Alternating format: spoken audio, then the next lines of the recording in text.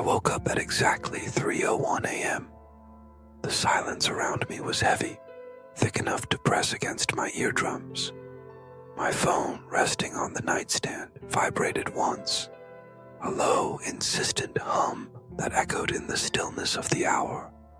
I groggily reached for it, still unsure whether I was awake or trapped in some half-remembered dream. Before I could check the screen, it vibrated again, a second time, as if someone, or something, wanted to be certain I was paying attention. That's when I heard it. From below. A knock. It echoed up from the basement door at the far end of the hallway. A single, sharp rap that cut through the quiet like a blade.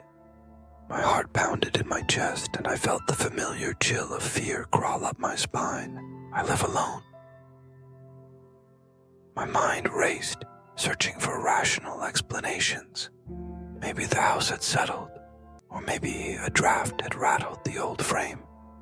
I wrapped my blanket tighter around myself, convincing myself it was nothing, just the usual groans of an old house. But then I saw it. A note, taped to the basement door. The paper yellowed and the ink smudged as if it had been waiting there for years, though I knew it hadn't been there before I went to bed. Basement rules, after 3:01 a.m. Rule number 1, if you hear knocking, do not respond. Rule number 2, if you do respond, it will knock twice. Don't answer. Rule number 3, never go down unless you've been invited. Rule number 4, if you hear your own voice from the basement, it's not you. My pulse quickened. I read the rules again, my eyes tracing each word, trying to make sense of what I was seeing. I stared at the door, willing it to remain still, to stay silent. But the memory of that knock lingered, bouncing around my mind like a trapped bird, and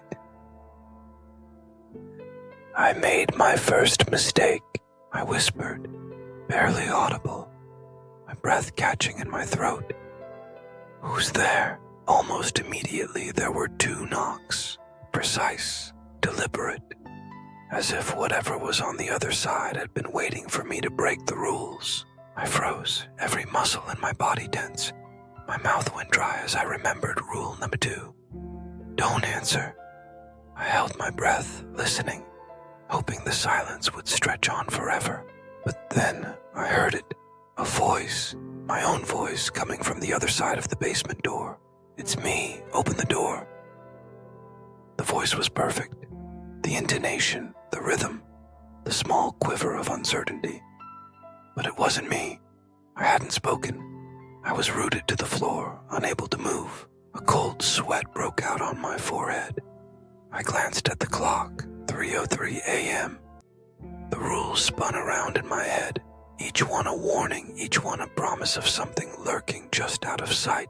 I forced myself to cross the room step by step, until I stood before the basement door. My hand hovered over the light switch. I flipped it on. The bulb flickered. For a moment, the hallway was bathed in a harsh, unnatural glow. In the reflection of the glass window set into the door, I saw myself, but I wasn't moving. My own face stared back at me, eyes wide and unblinking, lips parted as if about to speak. The light buzzed and dimmed, throwing the reflection into shadow. I looked down, trying to convince myself it was just a trick of the light, a half-awake mind conjuring nonsense in the dead hours. But the silence was oppressive now, and the air was thick with dread. At 3:04, the knocking stopped. Relief washed over me, but it was short-lived. The door handle began to turn on its own, the metal creaking with slow, deliberate movements. I stumbled back, panic rising in my chest. My phone was still in my hand, cold and slippery with sweat. Instinctively, I opened the camera and started recording, as if capturing the moment would make it less real, less threatening. With trembling fingers, I pressed the door open just a crack. The stairs below were swallowed in pitch black, the kind of darkness that seems to move on its own, shifting and writhing as if alive. I stepped back, heart hammering, but I couldn't look away. I glanced down at my phone, hoping for some comfort in the small screen's glow. That's when a final rule appeared, as if typed by invisible hands. Rule number 5. If you record the basement, it will record you back. My breath caught. I pressed play on the video, desperate for answers, desperate for proof that I wasn't losing my mind. But what I saw on the screen made my blood run cold. On the recording, I wasn't the one holding the phone. The room looked the same. The hallway lit by the same flickering bulb, the same basement door looming at the end. But my reflection in the window, my double, was moving. Twist. I slammed the basement door shut, my hands trembling as the latch clicked into place. The echo bounced off the concrete walls, but it couldn't muffle the faint, insistent whisper that seemed to seep through the floorboards. It was my own voice, distorted and soft, weaving through the cracks in the darkness below. I stood there, heartbeat thundering, trying to convince myself it was just the wind or some trick of the mind. But the words were clear, unmistakably mine. Let me out. Please, let me out. Later that night, I sat hunched over my laptop, the blue glow of the screen flickering in the dim light. I scrolled through the security footage, frame by frame, searching for some rational explanation. The cameras I'd set up the day before were pointed at every entrance, every shadowy corner. If anything had moved, I would see it. At exactly 3:01 a.m., the footage showed me lying in bed, motionless, tangled in the sheets. 2 minutes later, at 3:03 a.m., something changed. There I was, on the screen, swinging my legs over the side of the mattress. I watched in disbelief as I rose, expressionless, and walked straight to the basement door. My movements were slow, deliberate, almost mechanical. I couldn't remember any of it. Not the waking, not the walking, not opening the basement door and descending into the shadows. My mind was a blank slate for those 2 minutes. The only evidence that anything had happened was the silent, unblinking eye of the camera. I tried to steady my breathing as I reached for my phone, fingers shaking. I called Julia, my closest friend, hoping she could anchor me back to reality with her rational voice. When she answered, her tone was cautious, worried. "Are you okay? I got your text last night. You said you were stuck downstairs, that you needed help." My blood ran cold. "What text?" She read it aloud. "Come over. I'm stuck downstairs." I stared at my phone, numb. I'd never sent that message. I'd been upstairs the whole time, hadn't I? But if the camera showed me walking into the basement, if Julia had a message from my number at that exact time, then where had I really been? The next night, I took precautions. I bought the thickest roll of duct tape I could find and sealed the basement door shut, layer upon layer, until it looked like a cocoon.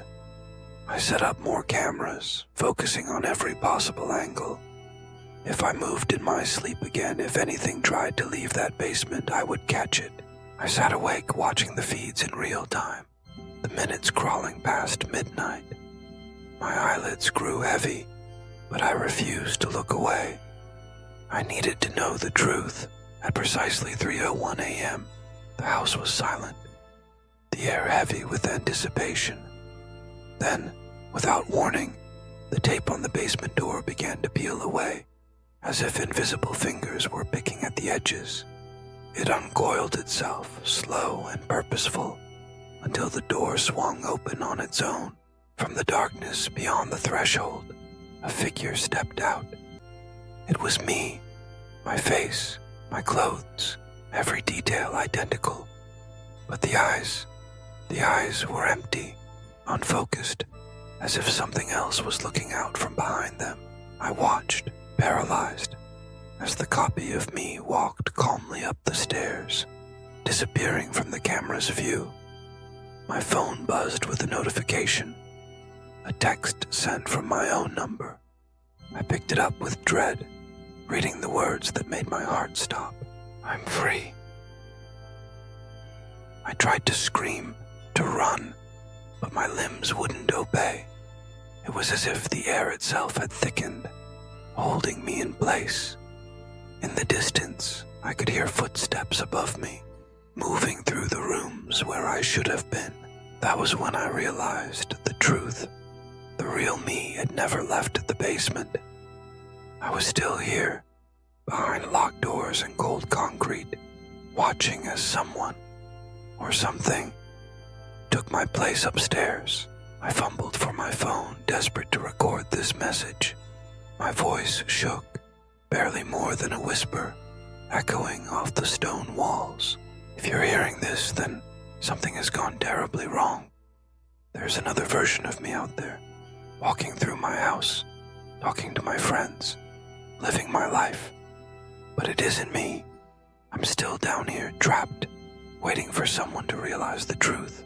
I stared into the camera, pleading with anyone who might be watching, anyone who might believe me. Don't trust it. Whatever you see upstairs, it isn't me. Tell Julia. Tell everyone. Please. The battery warning flashed on the screen, and I knew my time was running out.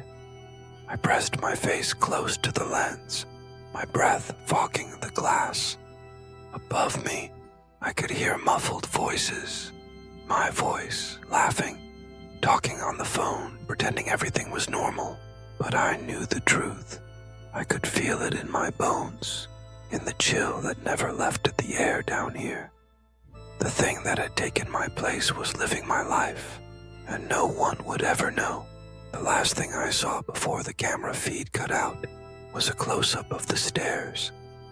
Two versions of me, one at the top, staring down with cold, empty eyes, and me, trapped below, desperately reaching for help. If you're hearing this, I whispered, it's already too late.